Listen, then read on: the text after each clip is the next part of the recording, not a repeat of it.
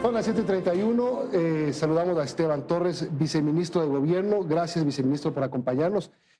Antes de hablar de los 100 días, nos despertamos otra vez con una operación judicial amplia contra la corrupción. Ustedes no sabían, el gobierno también se enteró por las redes sociales. Me enteré como todos por el Twitter en la madrugada, así es. ¿Qué opinan sobre esta guerra abierta a la corrupción desatada desde diciembre con el caso Metástasis? Bueno, siempre es difícil pronunciarse sin ver ni conocer todo el caso, especialmente el expediente, pero lo que espero es que todos los procesos se lleven con rigurosidad y que si hay que limpiar algo, se limpie todo lo que se tenga que limpiar. La fiscal en una entrevista con Carlos Vera decía que tiene comunicación frecuente con el presidente de la República. Hay cosas que coordinan básicamente de temas logísticos. Me imagino que el Ministerio de Gobierno también está involucrado, básicamente temas logísticos, pero la comunicación entre gobierno y fiscalía es constante. Es constante, de hecho, el gobierno, a través del Ministerio de Gobierno, también cuando encuentra temas que pueden ser susceptibles de una investigación, inmediatamente lo deriva a fiscalía para que se active desde ahí cualquier proceso investigativo. Bueno, 100 días de gobierno con resultados que se pueden calificar de inéditos. La alta popularidad del presidente, que la vamos a conversar después con Álvaro Marchante, que le encuesta un 80% casi de aceptación del presidente de la República, ¿se debe a qué, según el gobierno? ¿A qué cosas puntuales el gobierno se ha logrado mantener en medio de una profunda crisis de seguridad y económica con un nivel de aceptación tan alto?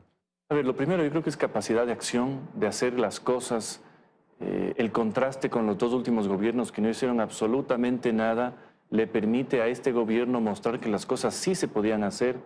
El presidente es una persona de un liderazgo dinámico, firme, que no descansa y tiene un buen equipo, creo yo, que le acompaña en esa gestión y eso se evidencia como, por ejemplo, el combate a la seguridad tiene ya sus resultados y en el tema económico también las cosas se van aclarando poco a poco. Hace pocos días 150 puntos o 200 puntos se cayeron de un día para otro de riesgo país y eso es positivo porque significa que empezamos a generar confianza internacional, también con las cifras de empleo joven generadas a través del Ministerio de Trabajo, para que haya una recuperación económica a la par de la seguridad, que es la gran batalla con la que inició este gobierno. Los índices de aprobación siempre son fluctuantes. La gente un día piensa una cosa, al día siguiente piensa otra. Pasó esto con el tema de la seguridad. El Fugafito, ese fin de semana fue muy fuerte, el fin de semana antes del 9 de enero. La popularidad del presidente bajó bastante, se vio afectada porque mucha gente se preguntaba además, ¿dónde está el Plan Fénix? Muchos habíamos preguntado, ¿y el Plan Fénix a qué hora? ¿Dónde está?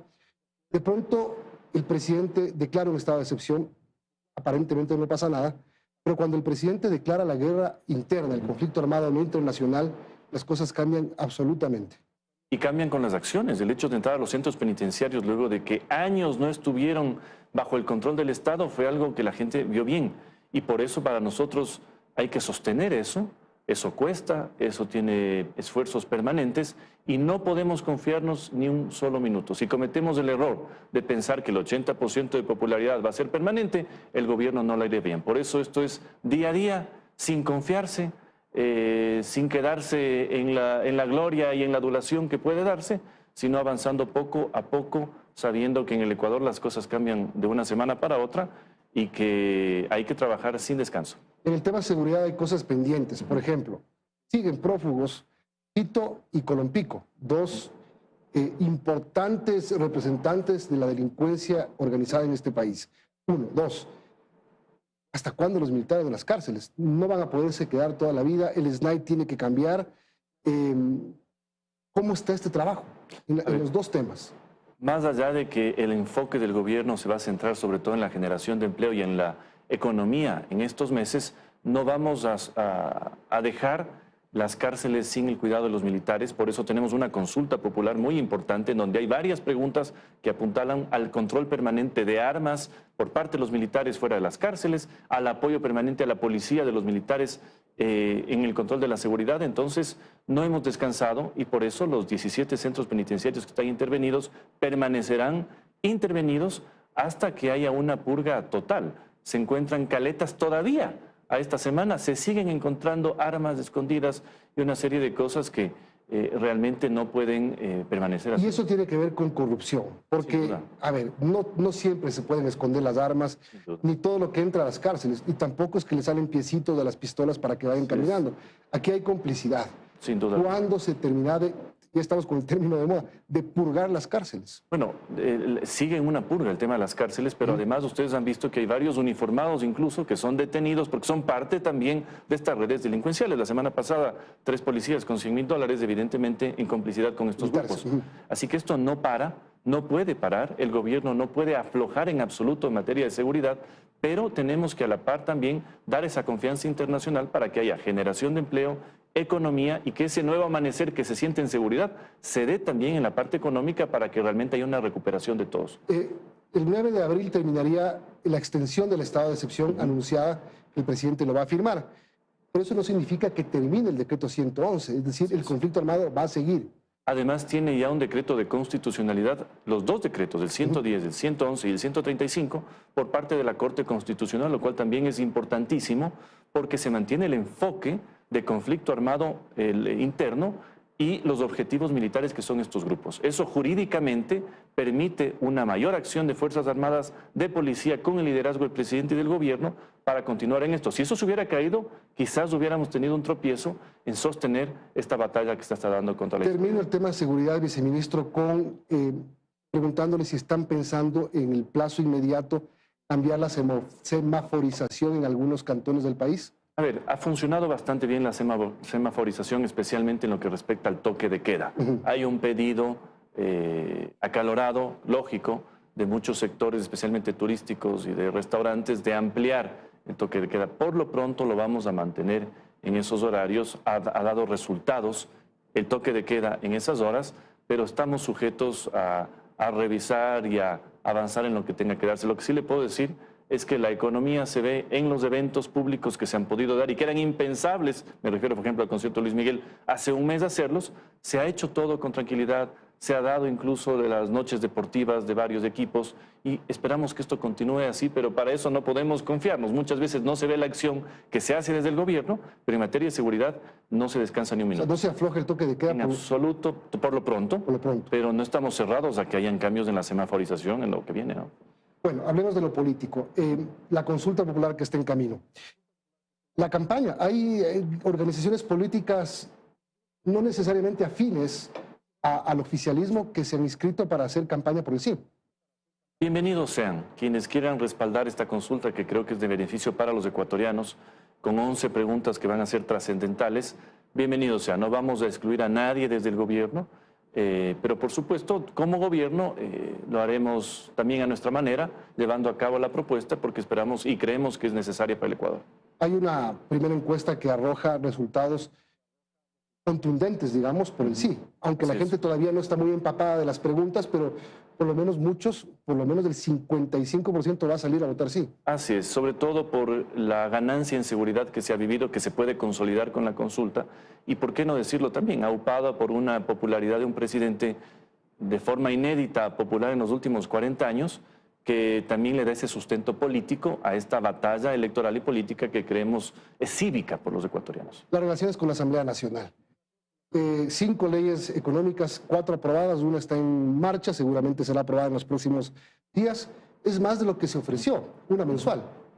Es la forma de entender la política del presidente. ¿Cómo le salen bien las cosas con la Asamblea? Manteniendo el diálogo permanente, no cerrando la puerta a nadie, no gobernando a piedrazos como se gobernó los últimos gobiernos.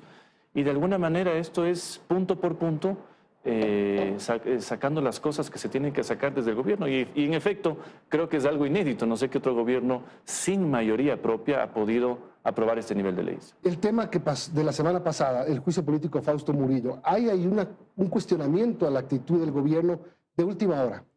El gobierno decía, los oficialistas decían, no hay los elementos para destituir a Fausto Murillo. Y el momento de votar los encontraron. Bueno, siempre dentro de cualquier organización hay debates internos hasta que se evidencian los votos, pero yo más bien diría que lo que pasó la semana pasada fue producto de la coherencia. El presidente de la República, cuando fue legislador, firmó ese juicio. Yo, cuando fui legislador, firmé ese juicio.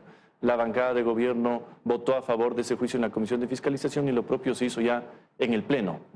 Cualquier organización tiene discusiones internas, reflexiones, pero al final fue la que se tomó. Había asambleístas que decían que no hay las causas para destituir a Murillo, asambleístas de ADN. ¿Han conversado con ellos? Con todos se conversa y se toman las decisiones y las posiciones. Yo mismo estuve en la asamblea el día de la votación, pero al final lo que el gobierno buscaba y logró es que haya un recambio fresco de la justicia, porque ahora se abre la posibilidad de que desde la asamblea se nomine una persona que sea en lo posible apolítica, que sea proba, que sea honesta y que además se someta a un escarnio público para llegar a una vocalía de la judicatura, que creemos que eso es importante. Tendrá que haber una terna que salga de ADN, el correísmo y social cristianismo. ¿Se van a dividir? De una mayoría, como gobierno nos gustaría proponer nombres, por supuesto, y someterlos a consideración, no todavía, pero sí van a proponer. Sería el derecho también de la bancada de ADN proponer un nombre para que sea considerado por los legisladores y ojalá sea de unanimidad como ha sido casi la aprobación de las leyes con más de 100, 110 o 120 votos. Eso sería lo ideal. Bueno, otro tema para finalizar tiene que ver con México. ¿Para qué piden autorización para entrar a la embajada si saben que se les iba a negar? ¿Es un desliz diplomático esto? México tiene una tradición desde hace muchísimos años respecto del tema de extradiciones y cómo se maneja su política exterior. Pasó recién cuando negaron la extradición del señor Cherres, por ejemplo, que estuvo en el caso Ispol, y el gobierno lo que ha hecho es un ejercicio simplemente diplomático de ver la pertinencia de que eso se dé. Lo que pasa es que tampoco podemos estar en vilo muchísimos años sin que haya una decisión sobre si existe asilo o no. Así que fue una medida, digamos, de consulta a México para que se decida sobre ese tema, pero como México es un país independiente y autónomo, tomará la decisión en su momento. Ustedes ya sabían que les iban a negar. A ver, era lo más probable, pero tampoco podíamos como gobierno dejar de consultar ese tema, porque también estaba en la discusión pública que el gobierno no estaba interesado en resolver ese tema, cuando sí es importante para nosotros que exista una decisión formal del gobierno mexicano respecto de qué pasa con ese asilo ya solicitado. A ver, Ecuador pidió permiso, México no lo dio. Si México le da el asilo, Ecuador no dará el salvoconducto. Todavía no se ha evaluado esa opción. El presidente ha opinado en ese tema varias veces, pero hay que esperar que llegue el momento para ya con los documentos en mano tomar una decisión. Bueno, en todo caso, en los primeros 100 días, ¿usted cuánto le pone sobre 10? No va a decir que 11. No, yo le diría, y soy muy crítico, 9.5 sobre 10. Creo ese que en algunas punto 5, ¿qué es lo que queda debiendo el gobierno? A ver, es muy difícil, y eso es lo complicado en la administración pública, hacer el cambio que uno espera a la velocidad que uno espera. Me refiero a cambiar a malos funcionarios, a terminar estructuras de corrupción internas, y creo que ahí pudimos haber hecho mucho más, pero lo estamos haciendo. Por eso, por no decir 10 sobre 10, un 9,5 sobre 10, porque ese 0,5 es el que nos obliga a estar todos los días con las mismas ganas avanzando en este tema. ¿Se viene el tema de los combustibles? ¿Ustedes ya han conversado? ¿Eso es un hecho? Está en discusión la focalización de ciertos combustibles, pero se tomará en su momento debido. El tema del IVA sin duda nos permite tener un tiempo para tomar con pinzas este tema, pero se lo va a hacer. Las cárceles. El tema habíamos hablado ya de que los militares no dejarán las cárceles desamparadas hasta cuando hay un control total. El control también depende de los que están adentro, ¿no? El SNAI, ¿cuándo cambia va a cambiar de nombre, va a cambiar digamos, estructuralmente, ¿qué cambio va a tener? Yo no soy muy amigo de cambiar el nombre de las instituciones y esperar que haya un cambio solo por cambiarles de nombre. Claro, sí, hay que hacer realmente una reingeniería. No nos olvidemos que los centros penitenciarios están en manos jurídicamente del SNAI. Y lo que ha pasado, lamentablemente, no hablemos quizás de las cúpulas, aunque sí ha pasado en los gobiernos anteriores en las cúpulas, yo creo que en este está cambiando todo, es que hay una penetración de la delincuencia organizada justamente en el SNAI que va en todos los niveles. Desde aquellos guías penitenciarios que ganando $700 de sueldo mensual les ponen $5,000 en efectivo y les dicen o cumples o te mato a tu familia, y así se comienza a dañar el sistema, hasta ciertos altos funcionarios que en el pasado ya vemos que se hicieron la vista gorda porque permitieron que hayan piscinas, celulares, televisiones, hasta chongos en las cárceles. Gracias, viceministro, por acompañarnos. Varios temas que hemos abordado en estos pocos minutos sobre los primeros 100 días del presidente Daniel Noboa. Ahora vamos a la pausa y regresamos para ver esas calificaciones que la gente en encuestas le pone al gobierno del presidente Daniel Noboa. Gracias.